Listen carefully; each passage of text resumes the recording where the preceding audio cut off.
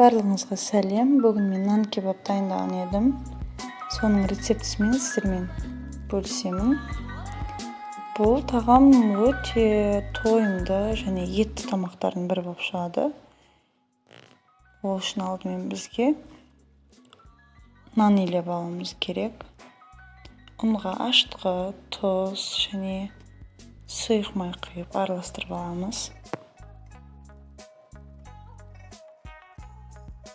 Енді қатты ыстық емес, жылы ыстығырақ сумен нанымызды илеп аламыз.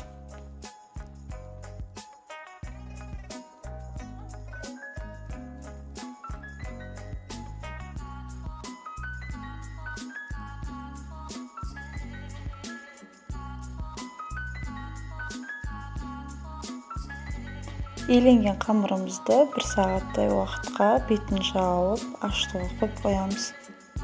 Бұл арада етті ұсақтап және жіңішкелеп тураймыз.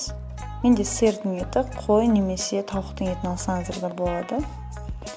Етті алып, қуырамыз. Әбден суы тартылғанша еттің суы шығып кету керек. Суы тартылғаннан кейін үстіне пияз салып, пиязымыз жұмсарғанша қуырамыз.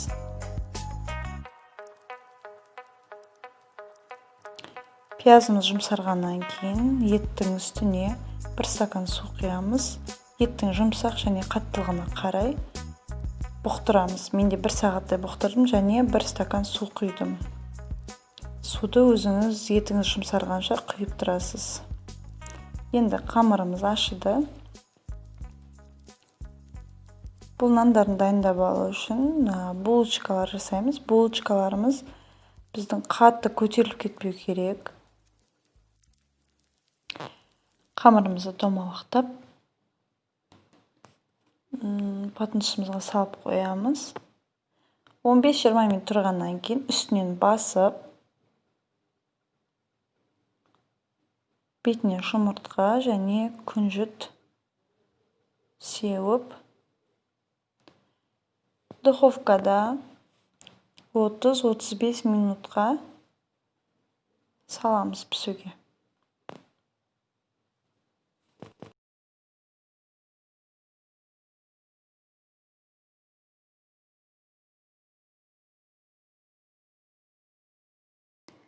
Міне осылай булочкаларымыз пісіп шығады.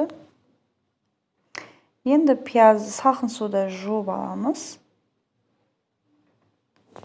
Оның үстіне укроп немесе көк пияз, жай ғана әдемілік үшін турауыңыз мүмкін.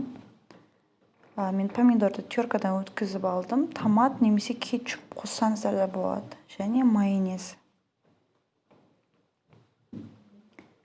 Бұқтырылып, жұмсарып пісіп шыққан етіміз соусымен бірге. Енді булочканы алып, ортасынан бөлеміз. Аяғына дейін кеспейміз. Енді салмасын сала бастаймыз. Помидор, майонез. Етті 1 қасық, сосын пияздан кейін тағы 1 қасық салып жинаймыз.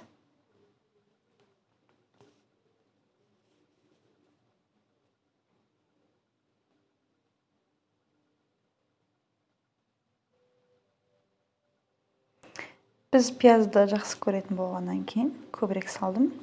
Міне, біздің нан кебабымыз осылай дайын болып шықты. Бұл өте дәмді және сулы. Булочкасы сырты қытырлап тұрады. Әрине мен оны ыстық кезінде дайындадым.